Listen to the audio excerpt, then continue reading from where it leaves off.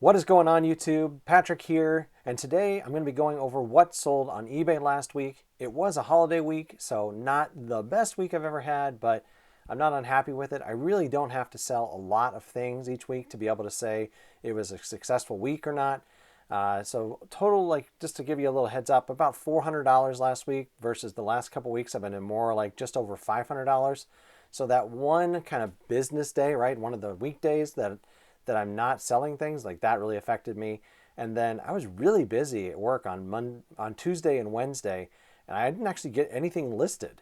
So that really affects my sales, in my opinion. Like I think if you look at a lot of people's advice is constantly list. You want to be listing all the time. That keeps your listings, like in the eBay searches, the new ones are going to get a lot of traction. And then you also need to be selling things. So listing and then selling, and then those two things together are going to get your items noticed on eBay. So considering I didn't do any of that until I think I may have done it like late Wednesday night was the first thing I actually listed last week. Like just not great. I did still get a lot of items listed though. I still got 25 last week, but only 13 sales. So what are you going to do? Let's get into it. We're going to put them over here this week. The first couple items here we're going to do really quick. All three of them were Dawn clothing items. These, if you haven't seen my videos before, my in-laws were cleaning out the grandma's house, and we found a bunch of these up in the attic. Dawn dolls. They were Dawn clothes. They were all brand new. Like she had bought them on clearance when this one store was going out of business. Not sure what her plan was with them, but we found them up there. They asked me to put them up on eBay. For consignment type things like this, I'm going to do 40, 40, 20. 40% goes to the person who gave me the item, 40% goes to me, and then 20% is going to get reserved for fees and taxes and any kind of other things I may have to buy, like boxes or something like that. So pretty good deal on all of them. You can see this first one, it was clothes. All three of them this week were clothes. This one sold for $23. I originally thought it might be worth like $30.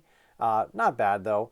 So $9.20 are going to go to my mother-in-law, and then $9.20 to me. Second item, same thing, right? Another Dawn item. Like I said, the first three are all Dawn. This one sold for $46. I originally thought it was worth $40, so actually a little bit higher than I thought. You can see they all kind of balance out like that. I think they're averaging about $30 to $35 each, so not too bad. $18.40 going to me, and then $18.40 to my mother-in-law. The third one here, this one sold for $41. I originally thought it was worth $30, so $11 more than what I originally thought. Again, like it's going to all even out eventually. $16.40 going to me and then to my mother-in-law as well. All right, fourth item of the week. This one I got at an estate sale. I had dropped my wife off at an appointment, and I had like an hour to bust my butt across town to this estate sale. It was afternoon. I love going to estate sales in the afternoon just because you really have time to dig. You're not in a hurry. Right? If you go to in the morning, I always have that fear of missing out, that FOMO of, I got to get to all the sales I can get to as quickly as possible, or I'm going to miss all the best stuff. But in the afternoon, it's just time to dig, especially if there's a bunch of boxes or if there's an estate sale where you can go through the entire house. I'm going to have time to talk to the employees that are there, ask them like, hey, have you seen any of this type of stuff laying around? And sometimes they'll be like, oh yeah, there's one in the closet upstairs, just dig under the such and such. And so I went to this one. I found a ton of stuff at it. There was Harry Potter books. There was a bunch of electronics, including this item. So this was a tape recorder. It was in the box. It wasn't new. But I was like, maybe with the collectability of the box, maybe it's worth something. The lady who was running the sale gave me a pretty good deal on everything I bought. I knew about 2 of the like 10 items I bought was going to pay for everything. So I was like, I'm willing to take a chance on a bunch of this stuff. So I paid about $5 for this. I originally thought it would be worth about 20, and I sold it for 18. It did take a few months to sell, so it took up a little bit of space on my shelves for a while, but not too bad, especially since I was only into it for about $5. Not bad at all. This next item I got at a Goodwill probably about a month and a half ago.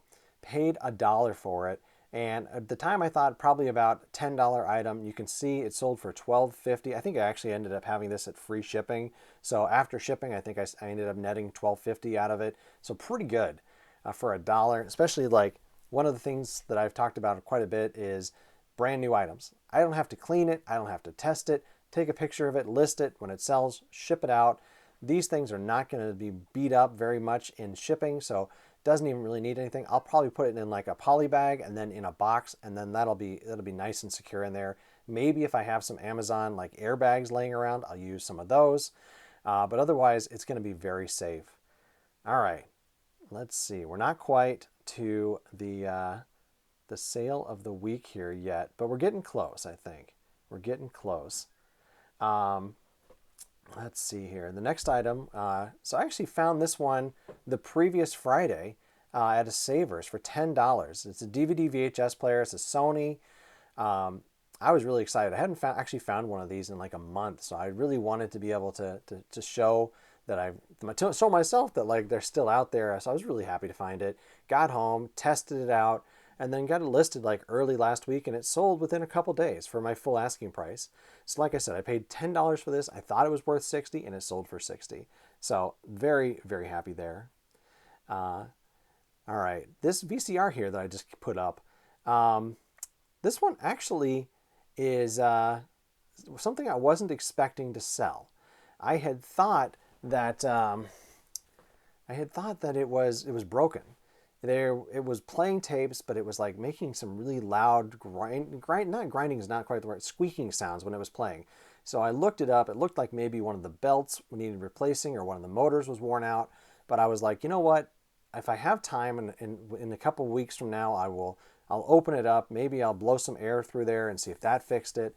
So that's what I did. I had a day where I was just like kind of bumming around the house here, and I was just like, let's pop this baby open and see if I can make it work a little bit better. So I did what I said. I blew some air around in there, put a tape in, didn't hook it up to the TV, right? Just I wanted to see like, is that sound still coming through there with the cover off? And it was. But I was able to really, really carefully pinpoint where it was coming from. So I just took a little bit of lubrication. In this case, I used WD-40. Your mileage may vary. Uh, as tiny as I could, because right, I don't want any of that oil getting into any of the readers, right? It can gunk up the works of that. So I wanted to be very, very careful. But at this point, I'm thinking this might be trash anyway. What do I have to lose? But I'm like, if I can turn it into a working product, I want to do that. So I want to preserve that. So just tiniest little spray right on the motor, right where I thought the sound was coming from. Made sure there wasn't any droplets on any of the other parts in there. Popped a tape in, and the sound was gone. So I was like, this is good news. I let it sit a little bit. I put the cover back on, let it sit, and then hooked it up to the TV and ran my tape through it again. Wanted to see if it really had messed up the image or the sound maybe. Maybe the sound the weird screech came back after time. It didn't. It worked perfectly. So I was like, okay. The next morning, cleaned it up, put it up on eBay, and it actually sold within about 2 days for my full asking price. Okay, so that sold for $50. I originally thought it was worth $30, and I was into it for $10. I had gotten that at a Goodwill a while back, actually, and like I said, it had been sitting around because I thought it didn't work. So very happy to actually sell it and get a good amount of money for it. All right, next item is the sale of the week. This is original Xbox bundle that I put together. I had actually found one at a church garage sale, and then I found another one like basically the same day at a Savers. So I had two of them sitting up on the shelf behind me there for a good long while. That's normally what I do with these. I'd either get them listed in time for Christmas, make a bundle out of it, or try and put them up during the winter, during the slower times of year for new finds, I guess. I had originally thought it was worth about $70, and I put it up for $100, and it actually sold within a few days. So very happy about that. Only 2 games with it, but one of them was kind of the follow-up to the really popular GoldenEye that was on the Nintendo 64. So this one was, I don't think it was quite as good of a game, but never really played it too much either. So who knows? Maybe it was great. I was into it for $15, so very good turnaround, right? $15 into $100. I'm really happy with this one. All right, this may look familiar. I actually had found 2 of these when I bought them. This one sold just a few days later. Again, same thing, free shipping. I had thought it would cost like $8, maybe $9 at the most to ship. So I was looking to get probably around $10 out of it. This actually cost like $14 to ship to wherever this person was living out in the middle of nowhere, California. So not quite as good of a sale on that one. Only $8.50 after the shipping fees. But I was only into it for $1, so not too bad. Not as good as the first one, but I'll take it. I'll take it. All right. Oh, my favorite, Nordic Ware. This person had contacted me and said that my shipping cost was too high. I asked them to take a look at like where they were, and I was able to work out a much better like shipping for them. I try to put multiple shipping options on my eBay listings, but people just do not really understand that. They just kind of understand more Amazon, right? Amazon, you buy it, it ships kind of just the way it ships. Versus eBay, it's going to cost you a different amount depending on where you live and what method you use. So some areas the post office is going to do a good price. Other areas it's going to be FedEx. Sometimes it looks like priority mail is going to be super expensive versus first class, and sometimes they're almost exactly the same price. So it can be really, really tricky. So I just told her how much I was willing to take for the total amount. We came to an agreement on price and sold it to her.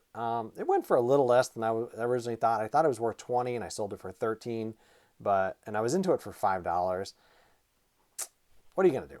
I like Nordic Ware. I'm probably gonna keep buying it. I more than doubled my money on it, and it didn't take up a lot of space for very long. I only had it listed for maybe like 2 weeks before it sold, so pretty good there. All right, coming up here, this wolf figure by Schleck, I think that's how you pronounce this. I found this in a bag of other toys. I think it was Jurassic Park toys that I had bought. And the rule I have is always look up every item in the bag that you buy, or the lot of items you buy. You never know what's going to be worth money.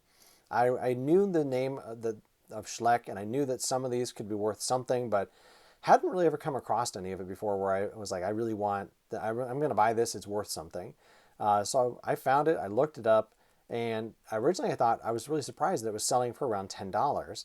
So I think I put it up for like maybe $15 with free shipping, maybe 16, I can't remember. I ended up after shipping saying that I sold it for $12.50. So like I had already gotten a bunch of value out of it with those Jurassic Park dinosaurs that I bought, and this was just kind of icing on the cake there. So I was into it for $1 and sold it for $12.50. So really nice little turnaround there. All right, I bought this actually the previous Saturday, so like I guess about 10 days ago now, and I knew when looking at it probably what it was, that it was a sprinkler system. I thought it was going to be worth about $30 or $40 based on, I comped it on eBay ahead of time. It turned out that it did need an AC adapter that I didn't realize when I was in the store. So I listed it for 20. I got an offer of 15. I said, meet me in the middle, right? That's a common negotiation tactic. Like, meet me at $17.50. The person took my offer. So shipped it out. I was into it for $3.50 after all the fees I paid at Savers and stuff. So pretty good, $3.50 into $17.50. All right, last item of the week. I don't sell a lot of DVDs or movies in general. There's not, in my mind, a lot of profit there. I think it's more like if you can buy it for $1 and sell it for $5, $6, $7, you're doing pretty good. But I usually tend to look for bigger items. Like I want to hit that $30 threshold is usually what I'm looking for in a bigger purchase like thing. And so I was into this for $6. I thought I could probably sell it for $20. What this was, I had got it at a garage sale late in the season. They had just totes and totes and totes of DVDs. They were telling me it was $1 each, and I said, well, if I buy a whole bunch, will you give me a deal? They said, sure. So that wasn't exactly true. I think I ended up buying 23 and they charged me $20. Like I was hoping it'd be more like 15. So not as good of a deal as I wanted. And then I thought this was going to sell for maybe like $20, and I kept getting really low offers like $7, $8, $9, $10. I got this offer a few days ago of $15, and I was just like, let's get these out of the house and make room for something else. So like I said, I was into it for $6, sold it for 15. Originally I thought I could get 20. It's not too bad. I more than doubled my money on it. So we're going to call it a win and move on. So that's it for this week. Total sold $418. Originally, I thought it was going to be worth $368. So I actually came in quite a bit higher than what my initial valuation was. So just be sure when you buy items, before you would list them, make sure to look them up again, recomp them, make sure you're getting the most value for the items you have in your inventory. Cost of goods sold is a little bit high this week because of the commissions I did. So it was about $103. Let's see, I listed 25 items, sold 13, and I ended up putting in about 6.5 hours into eBay last week. So really not a lot of time. Really very happy with that. So at $48 an hour, that's before fees, right? So you still got to take the 15%, 20%, something like that out. So it'll probably take me down to like maybe $40 an hour, something like that. It's a little lower than I'd like to see, but not bad. Still like right in the zone. So that, like I said, that's it for this week. If you like this content, please give me a thumbs up.